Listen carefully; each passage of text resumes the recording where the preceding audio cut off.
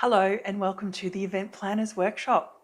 I'm Sally, and in this series I'm going through my Event Planners Workbook that is free to download at request. So this workbook is an excellent resource that will help you design the perfect event. Here's the workbook. And so I offer this as a free download. If you would like a copy, just drop me a note down below. Otherwise, if you already have a copy, I hope you're finding this video series really helpful. We've already gone through establishing the vision for your event, and you'll find these videos on YouTube. So I hope you'll enjoy today's lesson, and today we are going to be talking about designing the perfect event.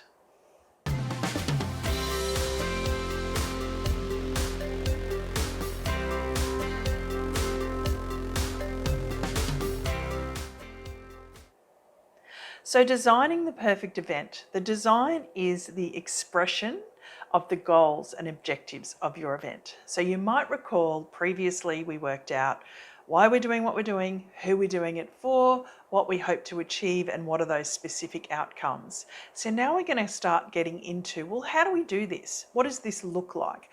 What is the design of what it is that we're going to do? So in this next few videos, we're going to be talking about the elements that we develop for each functional area and combine it to create the event experience and encounter that will either be enjoyed or endured with some considerations. Some events may be considered risky. You might be doing some types of events that people are required to attend as opposed to wanting to attend.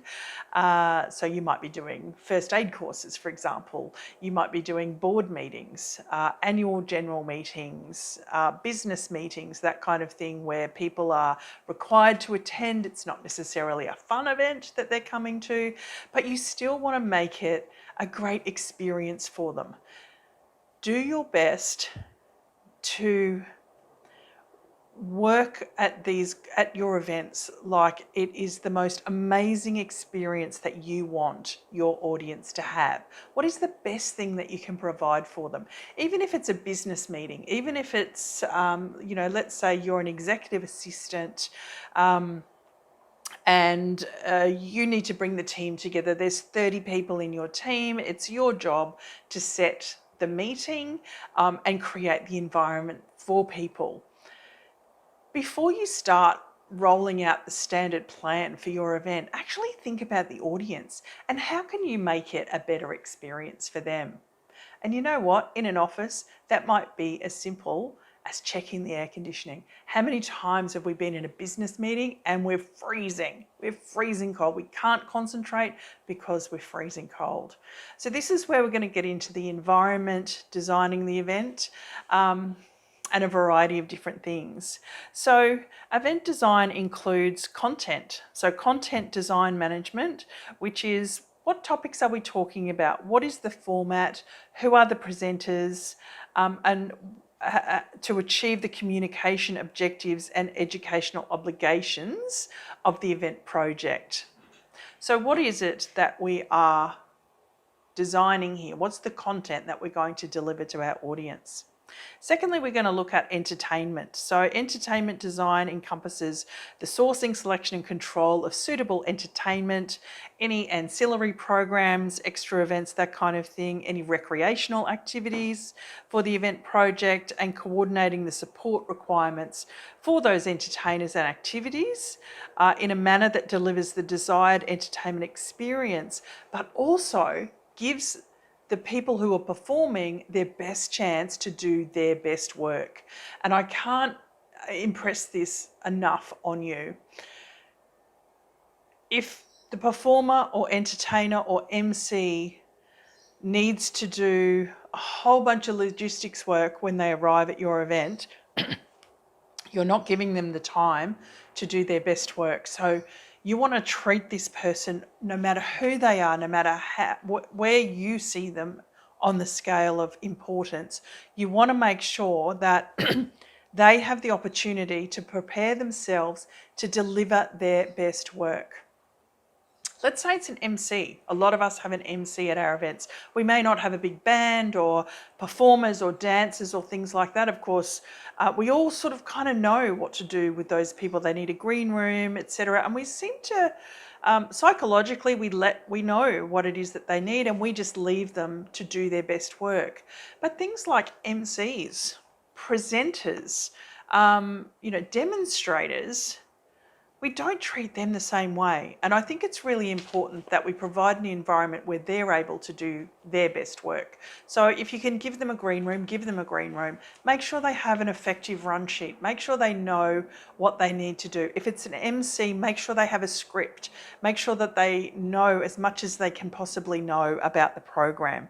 So we really want to provide our entertainers, MCs, the people that are actually responsible for ensuring our guests have a good time. We want to make sure they have the opportunity to do their best work. We're also going to talk about the environment. So this is the location. This is the space that we're doing it in. What does it look like? What does it feel like? This is the thing I'm really passionate about. What does it feel like when I walk in the room? And I've been on site visits and I've walked into places and I can't explain why I don't like it, but I just don't like it. I know the audience I'm trying to serve. I know the content that's going to be delivered, and it just doesn't feel right in the room. It might be too much light. We all bang on about natural light, how wonderful it is, but actually sometimes we don't want natural light. So there's little tiny things in the environment that we need to consider. The other thing we're going to look at in design is food and beverage. So how do we choose food and beverage? We really need to take more time as planners in this respect, not only for specific dietaries, but to make sure people enjoy their food.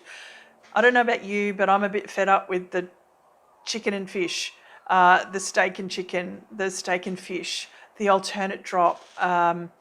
There's beautiful, unique ways that food and beverage can be designed, from the delivery to the food itself. You really want to make this experience exceptional for your guests. And again, even in a business meeting, how you present the food, even if you're just doing sandwiches, you can still do beautiful sandwiches. You can still present them in a beautiful way. And here's what I want you to think about when it comes to your food and beverage. Think about an event where the food was terrible, where the service was terrible, and I promise you can't remember anything else about that event. So it is a really important element that you must spend a significant amount of time thinking about and designing, because if people don't like the food, if it's bad, if the experience is bad, that's all they'll remember. They'll walk out the door and go, well, that was terrible. The food was awful. When someone asks them tomorrow, how was that event you went to last night? Oh, the food was terrible. You can see it, right? It's happened in your office every day. But if the food's amazing, it may not get a mention, but your program will. But your food may get a mention too. But more particularly, the message you were trying to get across to people, that will resonate, that will get there. Next, we're going to talk about programming. So the program design concerns the formation and choreography of the agenda of activities, elements, exhibits, and amenities that shape the composition of the event experience to address ceremonial, hospitality, communication requirements of the goals and objectives of the event. In short, what are you delivering? What is the program? From start to finish, from doors open, what happens? Does an MC come on stage? Is there dancers? Is there performers? Are there speeches? Is this a conference where you're going to have different concurrent sessions where 5 sessions are all going to run at once? Do people need to choose where they want to go? Is there a plenary? Is there a main speaker? If it's a business meeting, what does the agenda look like? What does the meeting agenda look like? And people want to know what to expect. So we're going to go through the programming and how to tell a story. So this is the thing I want you to remember in programming. It is still a story. You want to engage people for the entire process. So when you're looking at your programming, make sure it has a beginning, a middle, and an end. And you want to keep people engaged for the entire time. We're also going to look at theme. So theme is something that comes into conferences a lot. There's environmental sustainability might be a theme with speakers and papers and presentations. But theming also means, what is the design of the room? Do we have flowers? Is it a masculine design theme? Think about it like interior design. Think about it like, when you're talking about the look and feel of the event from a theming point of view, think about how you want people to feel when they come into the room. And it's no different to how you want people to feel when they come into your house, because this event space is your house. The other thing to look at with theme is, does the event have an overall theme? Does it have an experience that you want to immerse people in every single step of the way? An example of that might be perhaps you're holding a conference. I've got a conference coming up, for example, for the Event Managers Network. It's the EMN Collective 2021, which is going to be on the Gold Coast. I haven't come up with a theme for that yet, but I really think it's going to be about collaboration across sectors, across different event types. So I'm going to be creating a program that ensures that cross collaboration, that every single step of the way I'll have an opportunity to talk about that. So that will be the theme of my event. So we're going to get into this in the next couple of videos. So when you finish the design section of the workshop, you will know the content, including the topic, format and presenters. You'll understand the entertainment respect from sourcing, selecting, coordinating and supporting entertainers, MCs, presenters, speakers, that kind of thing. You'll know how to design the environment, such as how you want people to feel, the decor, the props, the theming, the content, the immersive experience that you want people to have. You'll know what you'll offer guests in relation to the refreshments, the meals, the catering.